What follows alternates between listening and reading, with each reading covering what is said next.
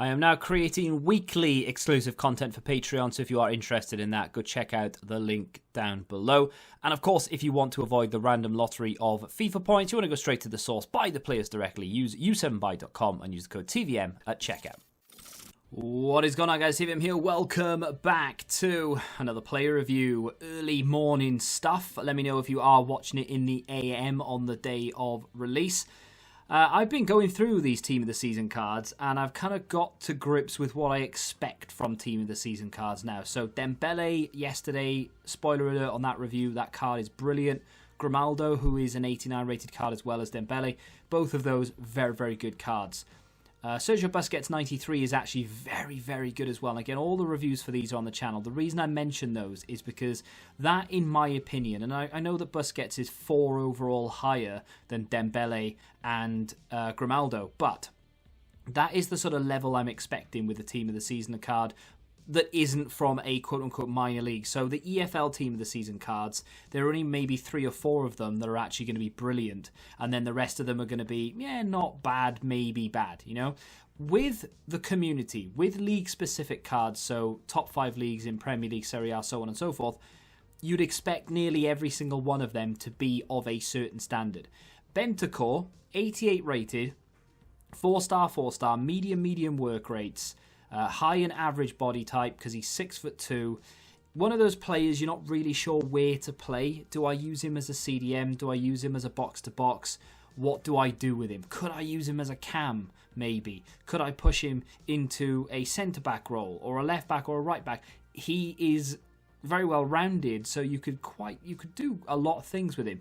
Overall, as a centre mid, he is bang on where his rating is. He's an 88 rated points per position.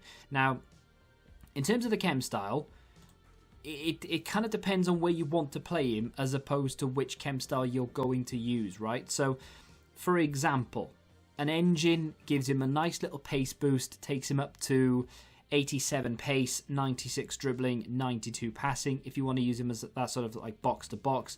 Maestro keeps him along the lines of a 93 as well, but you don't get that pace boost, but you do get a long shot boost, so it's up to you which side of that you want to go.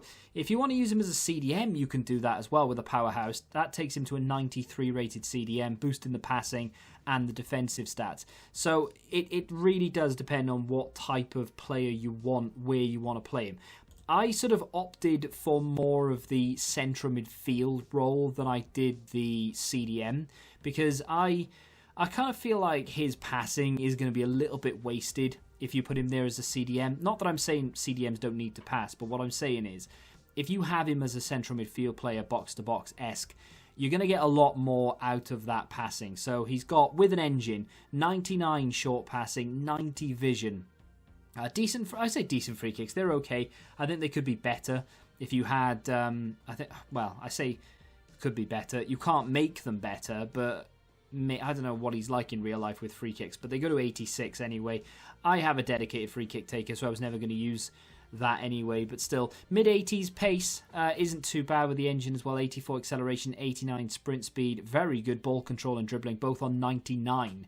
Without the chem style, incidentally, still not too bad. 94, 93, but then with it, you just bump that up. He's a very well-rounded central midfield player that I think could fit in a lot of people's teams. This is one of those cards I think that will not plummet in price, but he will sort of, he'll go as low as he possibly can do for the 88 rated. I think this will be the average price of just a standard 88 rated card by end of Thursday, because even if you've won, I think is it 6 games in Foot Champs, which gives you the first player pick, it's capped at 88. So I think a lot of red 88 Bentancurs will get packed or picked, I should say, because he probably will be one of the common red picks for most. And of course, when people have their last sort of effort, if you will, at trying to pack one of these Team of the Seasons, I think Bentancur will pop out a lot. So he's going to come down in price. But for that sort of very low price, I think you're going to get a good card here. Not high-end great card or anything, but 4-star, medium work rates, very good passer of the ball, not too slow, 6'2", so he has an awful lot of presence there. You could, if you really wanted to, boost the strength, But the fact that he's 6'2" with 84 balance with the engine chem style, you should get away with being able to use his frame rather than his strength stat. 99 stamina is such an underrated stat as well. I know people will look at that and go, oh, that's nice, but it is so good and handy to have. It means he can run all game, and in probably what is the most demanding role in football, which is a box-to-box midfielder. That and a fullback, in my opinion, they're so demanding on cardio that having 99 stamina there is going to be invaluable. You won't have to sub him out the entire game. And he's good enough to stay in there as well, because he's got that 99 ball control dribbling and short passing with 90 vision.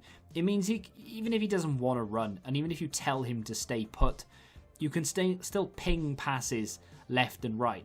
Having the 4-star weak foot is very nice as well. I mean, obviously, it'd be amazing if it was 5-star, but I'm not going to dwell on that too much because 4-star is it's like a sweet spot, if you will. The skills are nice to have as well. I wouldn't say the skills are that great because his agility does let him down, even with boosting it from the engine. I mean, even if you give him an artist and take it up to 83, because he's 6'2", it's just not going to feel that great.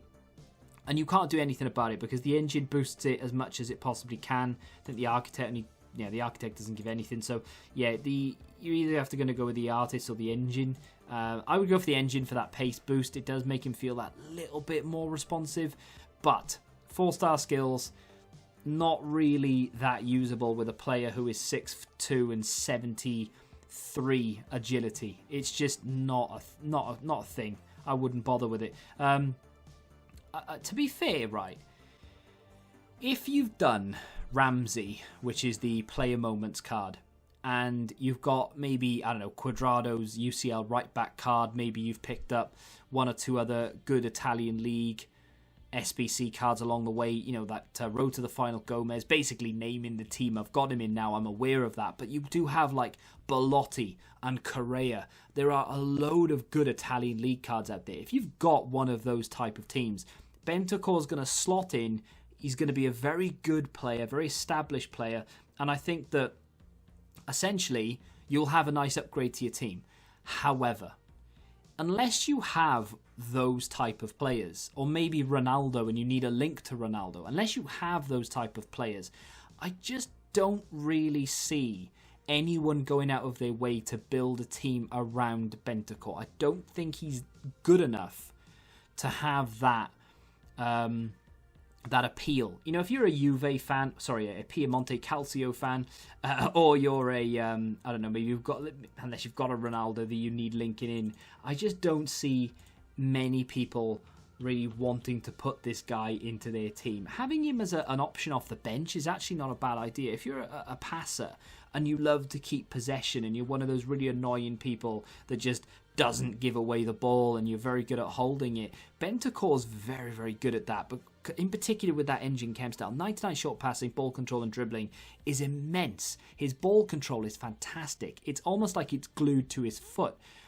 But he just doesn't feel that responsive on the ball, not that quick in terms of movement. Can sometimes get nudged off the ball as well because he doesn't have the strength, and his balance can come under question here or there. For the most part, it's okay, right? But if you do come up against someone who's of equal height and strength, or even greater strength, so for instance Van Dijk or anything, you're never going to win that battle. You're always going to get nudged off the ball. Defensively, he's not bad at all. He can intercept the ball fairly well. His stand tackle is very good. His defensive position is actually very good. So when your back's against the wall, you're trying to defend, you have got that ability, or rather he has that ability to be in the right place at the right time. So I would imagine if you were to play him as a CDM, you would get away with it definitely, because he's very capable in that sense. I do think it's a very good card, and I think it's very undervalued and underrated, but I don't think it's that sort of cutting edge card that you're really going to want to rush out and pick up. It's a good card. I did enjoy it, but unless you have an Italian league side, I really don't see many people going for this one, which is slightly unfortunate, but, you know, use him and prove people wrong. You know, you can pick up the underrated card and the card that no one really knows about. So when you go into a game, no one's going to know how he plays, no one's going to know anything about him, and that is obviously an advantage to have, sure. So let me know if you have used the card in the comment section down below. Did you enjoy it, and are you using it regularly? I can understand why someone would. I really can. Great passer of the ball, great holding the ball as well. Not bad at all. If you have enjoyed the review, do me a favour and hit that like button. Subscribe to the channel if you're new, of course. And until the next time, goodbye. Football Index. The game changed. Download the app now.